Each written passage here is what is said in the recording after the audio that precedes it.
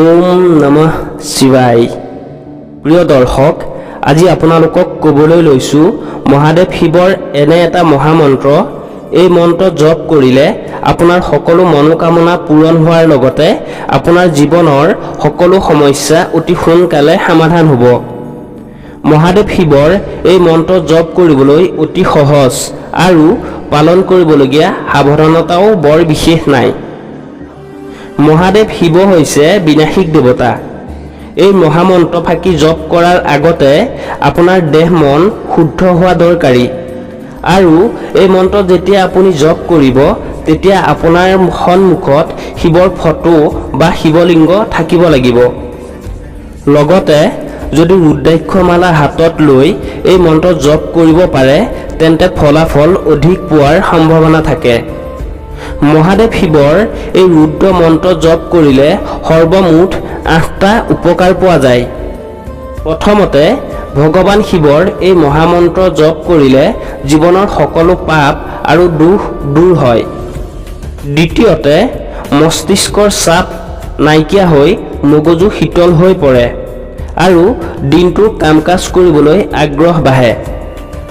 তৃতীয়তে এই মহামন্ত্ৰ যিসকল লোকে জপ কৰে তেওঁলোকক কোনো শত্ৰুৱে একো ক্ষতি কৰিব নোৱাৰে।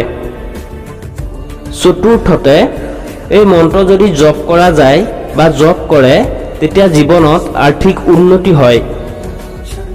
পঞ্চমতে এই মন্ত্ৰ জপ কৰিলে মান মৰ্যাদা আৰু সন্মান পোৱাটো নিশ্চিত। ষষ্ঠতে মহাদেৱৰ এই মন্ত্ৰ জপ কৰিলে কৰ্মক্ষমতা বৃদ্ধি পায়।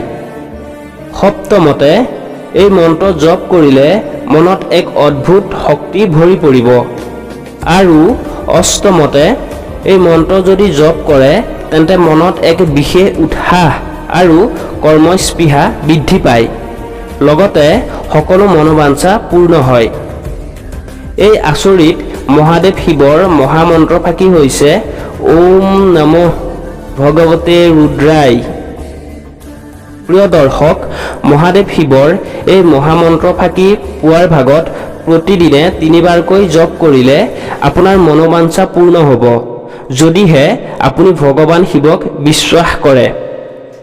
প্ৰিয় দৰ্শক, পুনৰ নতুন এটা ভিডিঅ'ত লগ পোৱাৰ প্ৰতিশ্ৰুতিৰে আজিলৈ আপোনাৰ পৰা বিদায় লৈছোঁ। লগতে কমেণ্টত ওম নমঃ শিৱায় বুলি এটা কমেণ্ট কৰিব আৰু ভিডিঅ'টো লাইক, শ্বেয়াৰ আৰু চেনেলটো ছাবস্ক্ৰাইব কৰি আগবাঢ়ি যোৱাত সহায় কৰিব। ধন্যবাদ।